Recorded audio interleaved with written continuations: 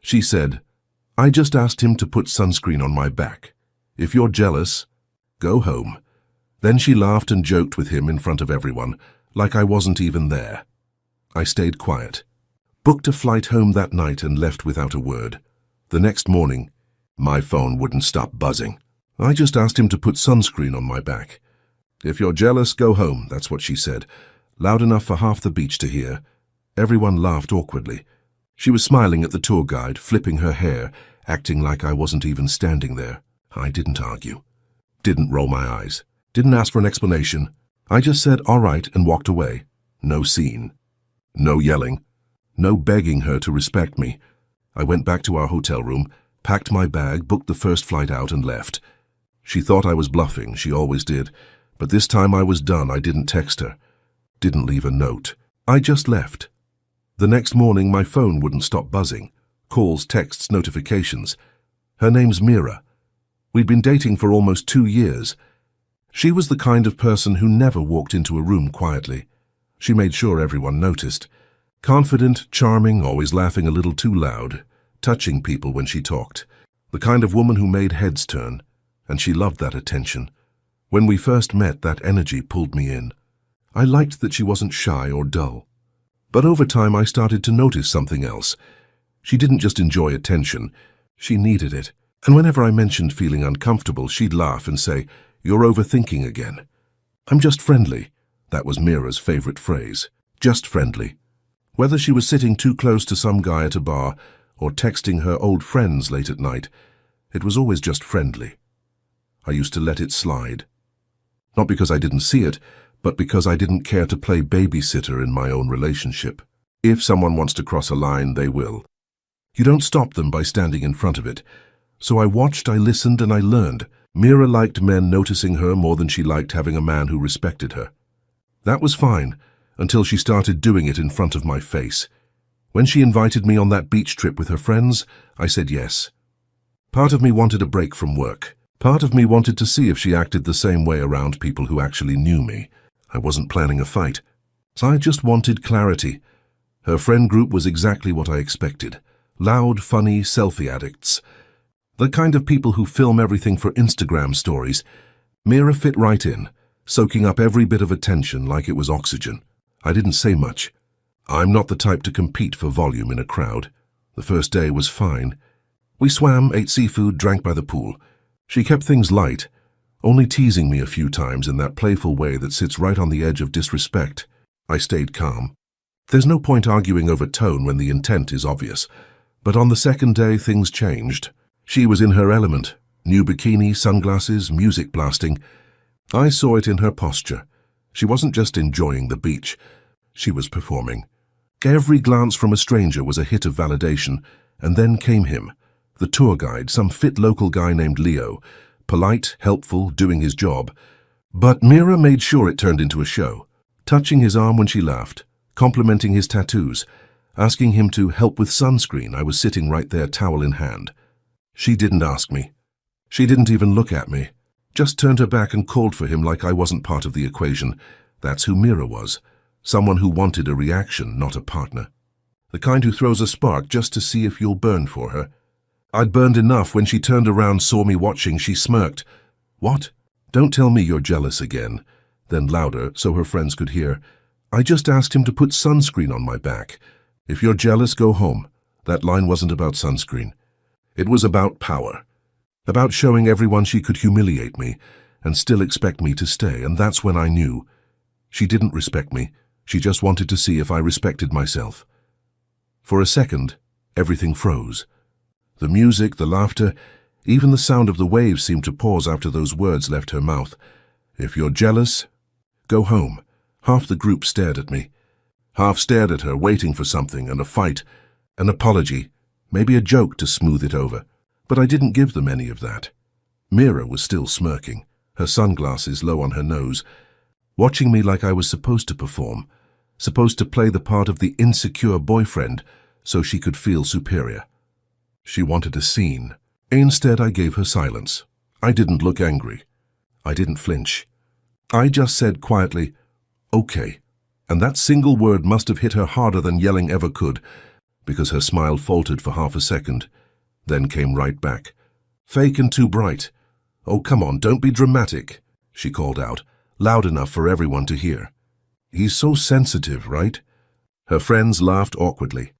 The kind of laugh that doesn't sound like fun, more like fear of tension. Nobody actually found it funny. I didn't respond. I just picked up my towel, shook off the sand, and started walking. She kept talking behind me, her voice chasing me up the shore. "Are you seriously leaving?" "Adam, come on, don't ruin the mood. You can sulk later, we're having fun." I didn't turn around, because when someone publicly disrespects you, looking back is just volunteering for more. Back at the hotel, I could still feel the sun burning on my shoulders, but inside, I was calm. Too calm. That's when I knew it was over. Real endings don't come with yelling or tears. They come with quiet certainty. I took a shower, packed slowly, methodically. Folded shirts, unplugged chargers. Every movement felt like reclaiming a little piece of myself I'd given away over time. By the time I zipped my suitcase, the noise of the beach felt miles away. She texted once. "Seriously? You're going to act like a child because I made a joke?" I didn't answer. Then came another. "If you walk out over this, don't bother coming back." I smiled. Not out of spite, but because it made my choice easier. I'd already walked out. Downstairs, I stopped by the front desk. The clerk recognized me from check-in and smiled. I smiled back, handed over the room key and paid for my share. He asked if the other guest, Amira, thought would be checking out too. "Not yet," I said. "She's staying a little longer." He nodded. Outside, the air smelled like salt and sunblock. I shuttled to the airport, was idling by the curb. I climbed in, set my suitcase down, and watched the resort fade behind me through the window. No guilt. No second thoughts, no music. Just peace. On the ride, I scrolled through my gallery. Photos of us smiling, laughing, looking happy. They all looked fake now. Not because she was pretending, but because I had been pretending everything was fine. She didn't want a partner. She wanted an audience, and I was done playing her mirror. At the airport, I bought a coffee, checked the next available flight home, and booked it. The attendant asked if I wanted insurance for cancellations. "No need," I said. "I'm not changing my mind." I boarded without hesitation. No long goodbye, no movie scene reflection out the window. Just a man leaving something he should have left long ago. When we landed early the next morning, I turned my phone back on. Within seconds, it started buzzing, messages pouring in one after another. The screen filled with her name. At first, I ignored it. Then curiosity won for a moment, and I opened the preview of one message. "Are you really doing this? You just left? Everyone's asking where you went. This is humiliating." Another one came right after. "You're overreacting. It was a joke. Don't make this bigger than it is." Then, "They're making me pay for your part of the room. My card isn't going through. Can you just transfer it so I can check out?" I stared at that last one for a few seconds, then locked the phone. Sometimes silence is the most expensive answer you can give someone. By noon, my phone was still lighting up like a Christmas tree. Calls, messages, missed voice notes. I put it face down on the table and kept working. Silence was louder than anything I could have said. Then a text came through from an unknown number, one of Mira's friends. I opened it because curiosity, not emotion. "Hey man, this is Daniel. You don't know me well, but just FYI, she's freaking out. The hotel's asking her to pay your part since it's one booking. Her card keeps getting declined. She's crying at the front desk. Thought you should know." I stared at the message for a few seconds, then typed back 2 words. "She'll manage," and that was that. I muted the chat. Half an hour later, another ping. Screenshot from someone in their group chat. Mira arguing with the manager, voice raised, still trying to act like she was in control. Then another message from a girl named Chloe, one of the quieter friends. "You told him to go home if he's jealous." "Guess he just did." No one replied after that. By evening, she must have realized no one was coming to save her. The tone of her messages shifted from angry to panicked to sweet. "Please, I'm sorry. Can we just talk? You embarrassed me by leaving like that. They're making me look stupid. And then finally, the hotel won't let me check out. Just transfer the money, please." I didn't answer. I just scrolled through them slowly, watching her words twist from arrogance to desperation. It wasn't about the money. It was about control. She'd lost it and she couldn't stand that. That night, Daniel texted again. She's asking everyone for cash. No one's lending. I think she thought you'd pay online or something. She's losing it, man. She said you left her stranded. I sent a final reply. She told me to go home. He didn't text again. A few hours later, she posted a story. A photo of the beach at sunset captioned, "When you love someone insecure, they'll always find a reason to run." The comments were brutal. Her own friends called her out. Strong women don't humiliate their boyfriends in public. He didn't run, you pushed him. She deleted it within 10 minutes. But by then, screenshots were everywhere. For the first time in a long while, I didn't feel like I needed to defend myself. People had seen what they needed to see. You can fake affection, but you can't fake respect. By the second night, her tone changed again. Softer, slower. "I'm sorry. I didn't mean it like that. I was just joking, okay? Can we fix this?" Then another minutes later. "I hate that you can just leave and not care." She was wrong about that part. It wasn't that I didn't care. I just stopped trying to care for someone who never cared back. Daniel sent one last text the next morning. Hotel finally got paid. She had to call her mom to wire money. Whole thing was awkward. Then a laughing emoji. I didn't reply. I didn't need to. I turned off notifications and went for a walk. The air felt cleaner somehow. Maybe it was just the absence of noise. Sometimes you don't need to destroy someone's ego. Just stop feeding it. Reality takes care of the rest. A week went by before she called again. Different number this time. I almost admired the persistence. I let it ring twice, then answered. The first few seconds were just silence. Then a shaky voice. "You really left me there, Adam. I had to call my mom for money. Do you know how humiliating that was?" Her tone wasn't angry anymore. It was small, scared. I didn't say anything. "Just let her talk. You didn't even check if I was okay. After everything we've been through, that's how you treat me."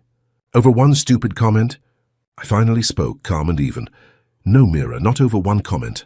Over every moment you thought disrespect was cute. Every time you made me feel invisible." That sentence on the beach was just the last one. She tried to cut in. "I was joking." "You weren't," I said. "And even if you were, it still told me everything I needed to know." For a few seconds, all I heard was her breathing. Then she said softly, "You didn't even fight for me." I almost laughed, not cruelly, just at the irony. "You told me to go home, Mira. I just listened." Silence again. Then she whispered, almost resentful, "You've changed." "No," I said. "I just stopped mistaking your chaos for passion." She hung up after that. No yelling, no crying, just a deadline. It felt like the quiet after a storm that had lasted too long. That was the last time we spoke. I didn't block her. I didn't have to. She stopped trying. And honestly, that silence felt better than closure ever could. A few weeks later, I started talking to someone new.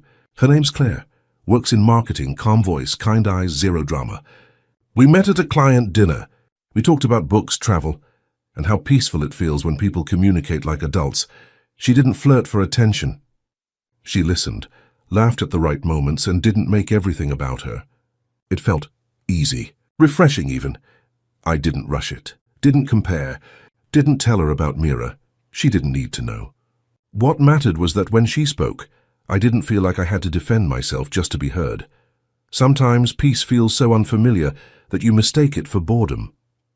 But after Mira, I knew better. Peace isn't boring as it's healing. A few days ago, Daniel texted again, one last time. "Hey man, just FYI, Mira's back home. Heard she's been telling people she learned her lesson." "Not that it matters," I replied with a simple "wish her well," then muted the thread. I didn't hate her. I didn't forgive her either. I just stopped caring. Some people don't learn from losing you. They only learn when the bill arrives, and literally and metaphorically. I don't hate her. I don't wish her pain. But I'm glad I left when I did, before I forgot what peace felt like. Now every morning feels quieter, not empty, just peaceful. So yeah, maybe I did go home. But for the first time in years, it actually feels like home. If you were in my place, what would you have done? Would you have stayed and argued, or walked away like I did? Thanks for listening. Seriously. Sometimes the hardest stories to tell are the quiet ones, where you don't scream, don't fight, you just leave.